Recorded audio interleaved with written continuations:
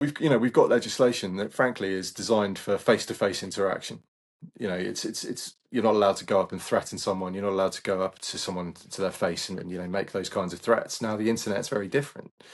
People make threats on the internet all the time, and there's no chance of that threat ever being realized. So it doesn't really need to be dealt with in the same actionable way as if you come face to face with someone. But the law doesn't reflect that.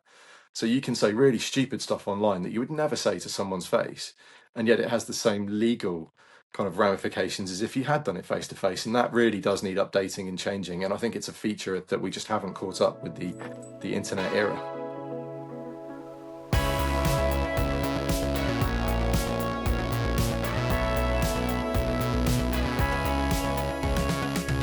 Oh, this is going to be a good one. Welcome to a brand new episode of the Michele Tafoya podcast. Please hit that subscribe button wherever you're watching or listening. You can get us on Apple Podcasts, Spotify, YouTube, Rumble, pretty much anywhere you get your podcast, the Salem Podcast Network. Just click subscribe so you never miss an episode, because we really get some guests that are fascinating and you're not going to see in, anywhere else. Maybe somewhere else. Today is Andrew Fox, Major Andrew Fox. He served for 16 years in the British Army. And as you're going to hear, there's a reason for that. He left the parachute regiment with the rank of major. He completed 3 tours of Afghanistan, including one attached to the U.S. Army Special Forces. He's had further tours of Bosnia, Northern Ireland, the Middle East. And we're going to get to some of that stuff that's going on between, in Gaza with Israel. This is must listen stuff. And just an all-around fascinating guy. And now he's a journalist. And he's digging into the claims by Hamas, Hezbollah, and the IDF, Israel. So let's listen to Andrew Fox. This is spectacular stuff. He is next. Major Andrew Fox. Shall I call you Major or Andrew? Oh, please, just Andrew. Okay. Major was a long time ago. Well, but you never outlive your rank. I mean, it's phenomenal. I want to ask you, because for those of us in America, we sort of know what the process and thinking is behind someone joining the military. In your case, what made you want to be part of the British military? Oh, I'm 7th generation, so it was always kind of on the cards. My earliest ancestor was actually the War of 1812, fighting on the American side. Wow. Because my grandfather was a US GI during World War II, and my father was born in Texas and became a Royal Air Force helicopter pilot. So it's in the blood, and it's just something I wanted to do from a very, very young age. So you just said your father was born in Texas? Yeah, he was, and then moved back to the UK when he was about 10, I think. So is he a dual citizen? He is, yeah. That is really fascinating. So it was a no-brainer then. It was just part of kind of the way you were raised.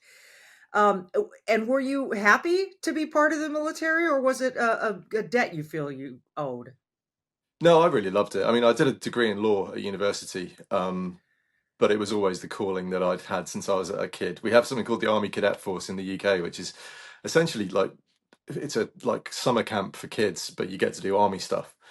And I always loved that. So it was just, I tried something else just in case the army wasn't for me and there was something else out there. But no, it was always going to be the army. Well, on your website, there's a picture of you jumping out of a helicopter that is astonishing. It's very, very cool.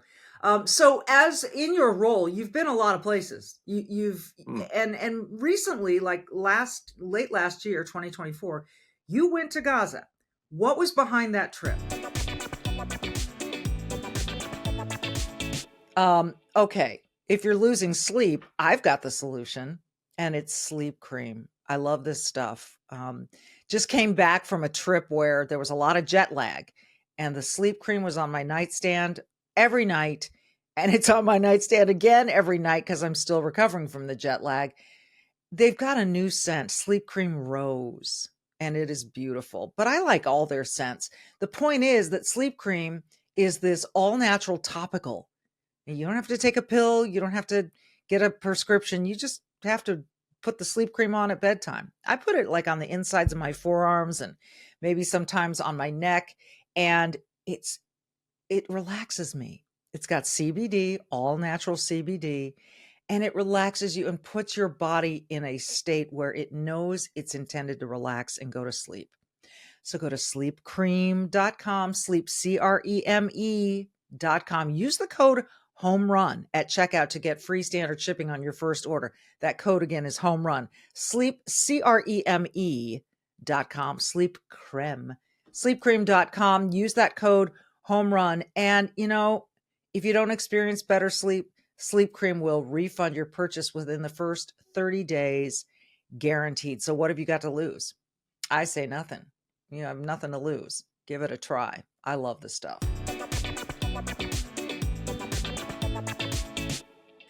So as in your role, you've been a lot of places. You've and recently, like late last year, 2024, you went to Gaza.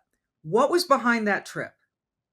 So I went twice. The first time was with a deputation of retired NATO and allied generals who were going on an investigatory visit at the behest of the IDF, and we looked around and see what we saw, what we could see, and we submitted a brief to the International Criminal Court opposing the warrants against Netanyahu and the Defence Minister Yoav Gallant, because what we saw was totally at odds with everything that Israel was being accused of.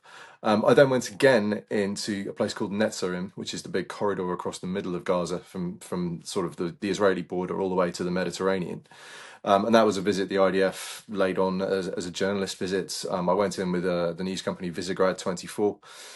We spoke to some of the troops. We got a sense as to sort of where they were. It was very much a tactical, lowest level visit to see what the ordinary soldiers thought of the war and how they were finding it. So that was really interesting. And then that same week, I also went to a captured Hezbollah tunnel in Lebanon as well. So I was one of very few journalists to actually get access to that.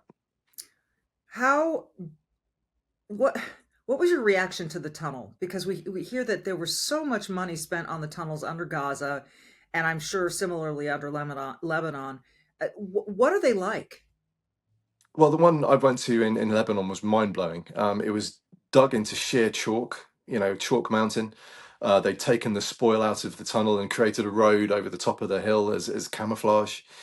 They then spray concreted all the walls inside. They had light fixtures, they had full electrics, they had air conditioning, they had fire suppression systems. The accommodation rooms were tiled and contained all the food supplies they had down there. And it was gigantic. It went on for well over a mile and a half into Lebanon. And what I was mean, really interesting, sorry, go on. no. It's fascinating to me. It would have to be that, I guess, that detailed in order to be something that you're going to hang out in for a long time, and also, but that seems very costly to me. It does, and that's one of the real tragedies of this, particularly if you look at Gaza as well, and the conditions people were living in before the war and the poverty that was there. That money could have been spent on making everyone's lives better and investing in the economy and creating a happy future for both southern Lebanon and for Gaza. But these psychopaths that run these places have one aim, and it's not helping their own people. It's trying to destroy the state of Israel, and everything revolves around that. And they repurpose billions and billions of dollars to make these terrorist infrastructures that are now being slowly taken apart by the Israel Defense Forces. Speaking of the Israeli Defense Forces, and I'm going to ask also. Let me stay on this topic first before I go there.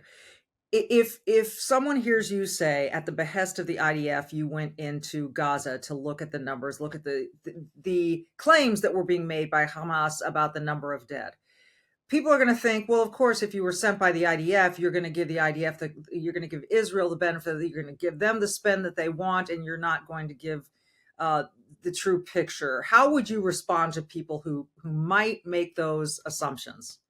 Oh, it's an allegation that's made all the time, but there isn't a journalist in this war that's been into Gaza without being escorted by the IDF. And there's very good reason for that. If you look back to 2014 and the war that happened between Israel and Hamas then, there were multiple reports of journalists being intimidated and threatened and not allowed to report anything apart from what Hamas wanted them to report. So every journalist that's been into Gaza is escorted by the IDF. There's an interesting dynamic with them where they trust veteran soldiers a lot more than they trust journalists, so they give us a lot more access.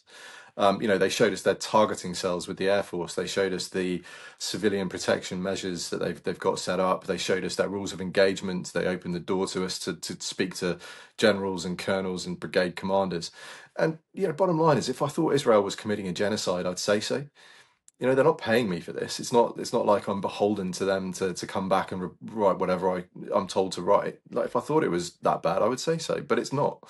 And I think perhaps Israel's media strategy hasn't been particularly good, and that has bitten them quite badly. But like I said, for some reason they prefer to let veterans in than anyone else, and I'd be a fool if I didn't make the most of that opportunity when it came my way. No question. And I know you did do research and you did present a report on the numbers being claimed by Hamas. We hear, it's interesting. If something happens in America, a national, or excuse me, a natural disaster or some sort of shooting, the numbers, they come out very slowly and they tend to grow over time or diminish over time. You don't immediately get a casualty number.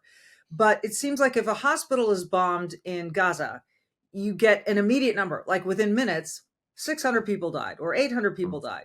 And that to me already is sketchy. So what is it that this Hamas health organization or whatever it is that is responsible for publicizing these numbers? What is the tactic, and how inaccurate is it, or accurate? Look, the bottom line is they're the single source, and that's their huge advantage because it creates a vortex on the other side. So if Hamas give one figure, Israel don't have any ability to give their alternative take on how many people have been killed in any particular incident. So the only story that is out there is Hamas's, and that's a really clever technique by them. But as you say, I've called for airstrikes. I've seen airstrikes hit 500 meters in front of me. I know how difficult it is, even in rural Afghanistan, where it's only one compound that's been hit, never mind an entire tower block or whatever it might be. I know how difficult it is to see how many people are dead after that particular strike. And that's really what set my spidey senses tingling when I went to investigate these numbers. Is I knew there was no possible way that the speed that these numbers were coming out, they were going to be accurate. And the best example I think we saw was the Al Ahli Arab Hospital. You might recall it was a strike back in October 2023 where it was immediately alleged that Israel had fired a rocket that had hit the hospital and 500 people were dead. Right. And then it rapidly emerged that actually it was a failed Islamic Jihad rocket that had landed in the car park, and the dead was somewhere between 50 and 100 people. So they've been proven and they've been caught lying time and time again. And yet, for some reason, the world's media platforms these numbers without question. And I think it's because there is no other side that's being credibly broadcast by the Israelis. And unfortunately, even though they'll say, the Hamas Health Organization, I think that's the name of it, has released the number at 500. As you said, that's the only concrete number that's being released. So they feel obliged to report that, but they've got to add that caveat that hasn't been independently verified, or even there's no secondary source. It bothers me, but look, after October 7th, most of the civilized world was aghast. But Israel is a country that is so safe. I know people who have lived there. I know people who go there for extended periods of time. How do you think this happened? I mean, how do you think this breach occurred where this massive attack was able to take place? I think there are two things that went wrong fundamentally. The first was what we can call confirmation bias. I think the Israelis saw on intelligence feeds what they wanted to see, and they disregarded evidence that went against what they expected. So we know it was very similar to 9/11 in the sense that they had all the pieces of intelligence in various parts of the IDF. It's just nobody brought that together to make the complete picture. It was very, very similar to how that worked in America prior to that attack in New York.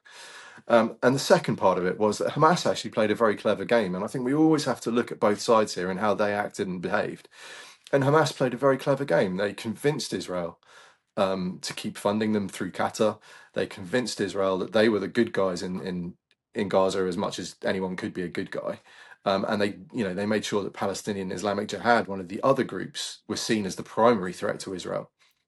And so they essentially played a deception measure to lull the Israelis into a false sense of security. And then, of course, 7th October happened, and here we are. And here we are. And what's amazing to me is the initial reaction was such shock and horror, but now we've seen this in my life, I think, unprecedented rise of anti-Semitism, to which I know you are extremely familiar. And you've seen it in the UK, you've seen it here in America, you've really seen it around the world. Why is this happening, do you suppose? For a long time, I've been telling you about my friends at besthotgrill.com. So if you're tired of replacing your grill every couple of years, you'll want to check out the Hot Fast Solaire infrared grill from besthotgrill.com. I have one of these. It is amazing. Solaire makes these amazing American grills that heat up to 1,000 degrees in just 3 minutes. Yeah, I said that right. 1,000 degrees in just 3 minutes. Solaire infrared grills eliminate flare ups and consistently make the tastiest, juiciest, most flavorful food. The Solaire infrared grills heat your food directly, not the air around the food like conventional grills do. And Solaire's been making infrared grills for 20 years and has really dialed in the design. Experience the Solaire infrared grill firsthand with the Solaire demo rental program. This is a great idea. You can try Solaire before you buy with the foods your family always enjoys, burgers, chicken, steak, without a salesman breathing down your neck, and see why Solaire is the last grill you will ever buy. Learn more at besthotgrill.com. Besthotgrill.com. Try before you buy with the Solaire demo rental program at besthotgrill.com. And what's amazing to me is the initial reaction was such shock and horror, but now we've seen this in my life, I think, unprecedented rise of anti-Semitism, to which I know you are extremely familiar. And you've seen it in the UK, you've seen it here in America, you've really seen it around the world. Why is this happening, do you suppose? Yeah, I'm not Jewish, but I have many Jewish friends, and I've seen how this has affected them firsthand. And of course, I'm abreast of the news of the variety of anti-Semitic tropes and memes that have really burst into life since 7th of October. And there's always been anti-Semitism. This is a thousands of years old kind of cancer on societies that's been around for a very long time. But uh, I think it's very much the case that people are conflating the actions of the state of Israel, of which they disapprove, whether rightly or wrongly, but that's their position. And they are extrapolating that and blaming the entirety of Judaism as a result. Mhm. And it's pushing against an open door, because a lot of the people who are taking these positions already held them, but now they sort of feel free that they have the ability to take the mask off and say all the things that they were privately thinking anyway. It's a remarkable time. I can't remember anything like it. The other interesting side of this, these things seem to kind of ebb and flow together, is this, I don't want to call it, well, maybe it's Islamophobia in some places, but you do see immigration to the UK that, in my perception, correct me if I'm wrong, Andrew, is largely Islamic populations, Muslims coming from other countries. And you see these demonstrations now in the UK. I'm hearing on Saturdays, primarily every Saturday, according to Douglas Murray, where they are climbing atop war memorials, where it's not peaceful protest, it's disruptive, vandalizing, very unpeaceful kinds of protests. What are you seeing in the UK in that regard? I mean, it's not violent protest in the way that we've seen in the US recently. Think about the Okay. ICE riots in LA. It's not anything like that level. Um, and the numbers of arrests compared to the numbers of people that are protesting are actually quite low, but it's more insidious and more dangerous, I think, in some ways than that, because what they're doing is creating this poisonous atmosphere, because they're protesting on a lie. They're protesting a genocide that's not happening. They're protesting war crimes that are not happening at the scale they think they are. They're protesting policies of starvation that have never existed.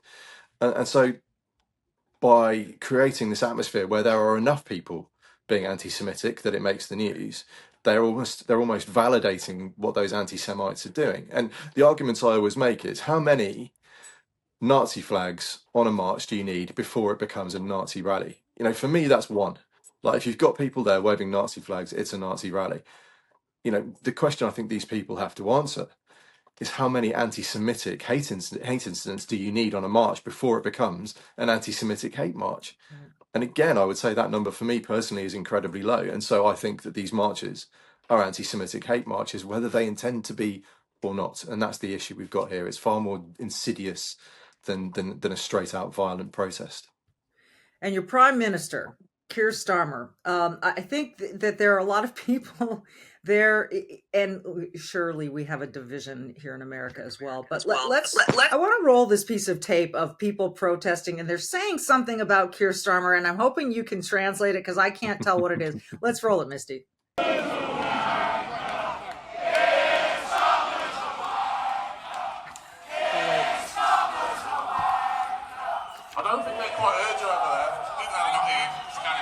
Is it Kier Starmer's a wanker? It is indeed. Kier Starmer is a wanker. How did he get elected? Because our previous government were dreadful. They were conservative in name only, in the way that you have Republicans in name only in the States. And they let people down. They didn't do what they promised to do. They mismanaged the economy, which of course, over in the UK, the Conservative Party are traditionally, that their support base is built on the fact they're generally pretty good at managing the economy. And they failed to get a grip of the immigration issues that have accelerated and gotten far worse on Labour's watch. And I think the overarching political sentiment in the UK now is buyer's remorse. You know, this government are a disaster. They're even worse than the Conservatives. But it's a pretty sorry state of affairs all round, if we're completely honest. It reminds me of Biden coming in. I think people after the first Trump administration just wanted some normalcy, and what we got was this mass illegal immigration crisis. It almost seems to mirror what's going on there. What is it about the immigration into the UK that is detrimental to the country? Well, mainly it's that we're a small country. You know, we don't have anywhere near the space or the housing to accommodate millions of people every year. There is not enough housing stock for people who were born here to be guaranteed a house to raise their families in and get onto the housing ladder and all those things that were guaranteed. You know, even in my parents' generation and even in maybe the generation above me, these things you could take for granted. You would leave school, you would work hard, you'd get a house and have children and so on. Now that has almost been taken away by our housing shortage, and then that is amplified by thousands of people, like cities the equivalent size of Bristol, coming in every year. And of course that's not just housing, it's strain on our health service, it's strain on our roads, our travel. You know, every aspect of life is impacted by more people than we are set up to cope with. You know, this isn't population growth that's happening organically, it's population growth that is going well above the numbers that you would ever expect any time in British history. And that puts real strain, and people are feeling it, and quite understandably they're resentful about these people who've come here and have never paid into our tax system and are taking advantage of some of the benefits that we give them. I'm shaking my head because it's that same sort of feeling here in America, where it's the taxpayers, the legal citizens, the people who have come here legally or have been in America for generations are feeling like, well, wait a minute, what have we been paying into this system for all this time? And now people are jumping ahead of us. I want to play this other piece of sound for you. And this is Kier Starmer being sort of chastised for his past views on immigration. And you'll watch him squirm a little bit. And let's roll it, Misty. As he's so keen to talk about the past, let's look at his record. 4 years ago, the Prime Minister signed a letter demanding that foreign criminals be allowed to stay in Britain. Dozens of Labour and Liberal Democrat MPs repeatedly signed these letters, insisting that rapists and murderers be allowed to stay here. He even asked us to pause all deportations. He doesn't want to talk about his past, Mr. Speaker, but that letter is just the tip of the iceberg. There is more. The Prime Minister has consistently backed criminals over law-abiding British people. He defended terrorists like Hizb ut-Tahrir in the European Court. He argued all immigration law had a racist undercurrent. He voted against life sentences for people smugglers. He voted against more than 100 measures to control migration. He even said it was wrong. He even said, Mr. Speaker, that it was wrong when the Conservatives took away Shamima Begum's citizenship. Mr. Speaker, the Prime Minister says he wants to talk about immigration. I have committed to a cap on migration. Why won't he? I love those scenes because all of the cheering that goes on. We don't quite get that here in America. Oftentimes the chamber is empty when people are making speeches like that. But there he was. Kier Starmer had to sit and listen to that. What did you make of his reactions? So that's the weekly Prime Minister's questions, where the leader of the opposition gets to drill the Prime Minister on the question of her choice, and he has to sit there and take it. And that was a particularly enjoyable one. What we have to remember about Keir Starmer is that he is first and foremost a human rights lawyer. He believes that international humanitarian law is the ultimate religion in many ways. You know, this he would happily put international law ahead of the UK's national interest 100% of the time. We've seen that very recently with the UK giving away the Chagos Islands to Mauritius and paying them to take strategic territory off us, where we have the Diego Garcia military base. You know, this is the level, the pedestal to which Starmer puts human rights law. And unfortunately, human rights law is what facilitates the waves of immigration that are coming to our shores. And until we do something about that, there's very little we can actually do about the problem, because we are under, you know, human rights law obligations to take people and to give them asylum and to put them up here until such time as we either accept or reject their claims. And that doesn't even address the problem of legal migration, which is still huge.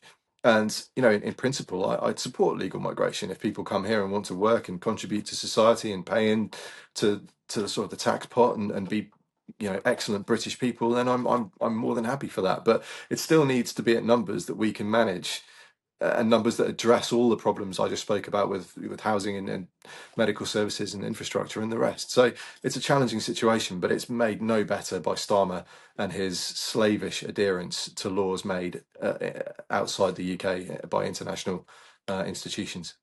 Some people would call it suicidal empathy, that you're such an empath and you're so welcoming to anyone and everyone that in the process you take the life of the country that you're bringing them into.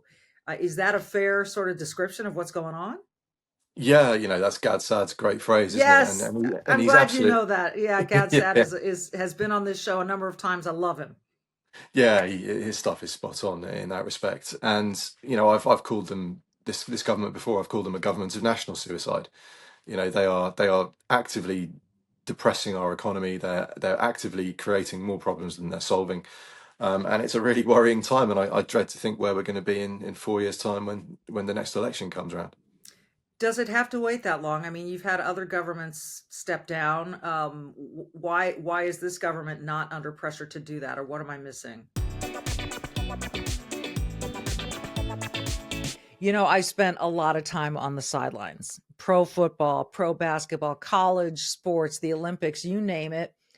And I've learned that real expertise comes from consistency, not guesswork. So that's why I'm excited to team up with Sports Corner Daily. Their free daily picks keep cashing with analysis so clear, even a casual fan can cash in.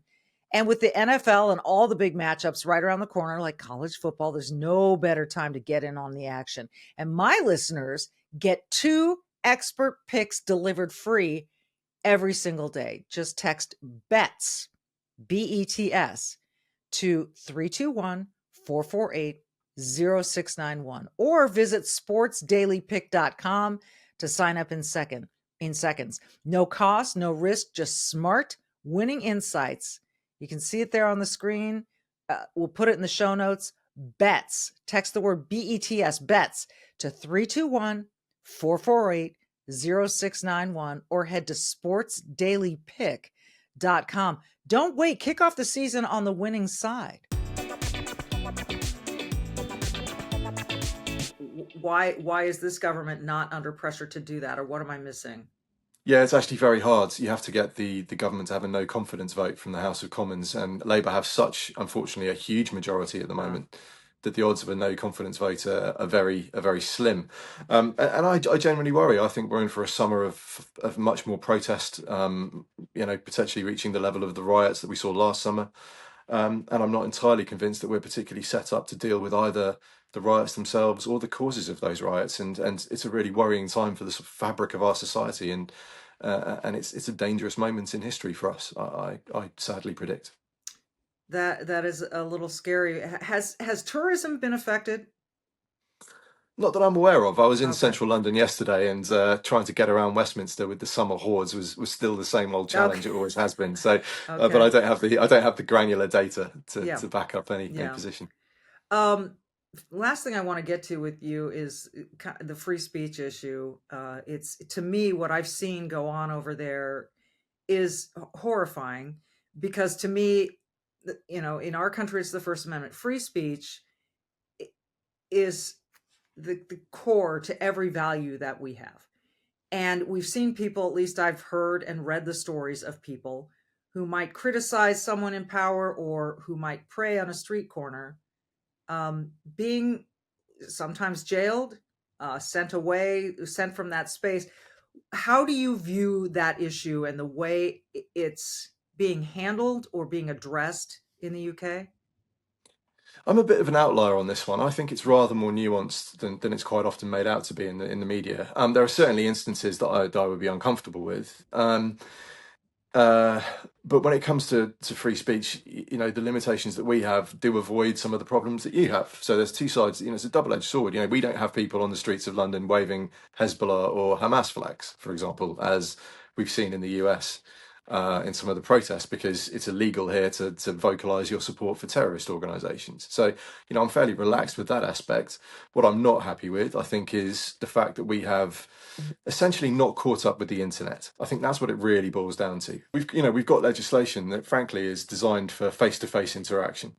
It's you're not allowed to go up and threaten someone. You're not allowed to go up to someone to their face and make those kinds of threats. Now, the internet's very different. People make threats on the internet all the time, and there's no chance of that threat ever being realized. So it doesn't really need to be dealt with in the same actionable way as if you come face to face with someone. But the law doesn't reflect that. So you can say really stupid stuff online that you would never say to someone's face, and yet it has the same legal kind of ramifications as if you had done it face to face. And that really does need updating and changing. And I think it's a feature that we just haven't caught up with the internet era.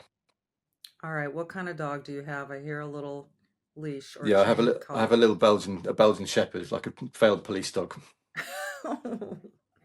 Yeah, she's Well, kind of a badass. I love that. I love that. I'm so inspired by everything that you're doing, and fascinated by the paths you're following and the things you're investigating and all the journalism that you're doing. And I hope we can have you back, because I think you shed some really legitimate, valid light on things. You're kind of a sane guy who has seen it all and has looked at things up close, and we value that on this program. So I appreciate you very much, and I hope we can have you back, Andrew. Oh, that's awesome, and thank you very much, and I'd love to come back. So I'll hopefully see you soon. Fantastic. He is Major Andrew Fox, or Andrew Fox. You can find him at andrewfox.online. It's a great website. Go check it out. There's some cool pictures there. In the meantime, be brave, do good, and we will see you next time.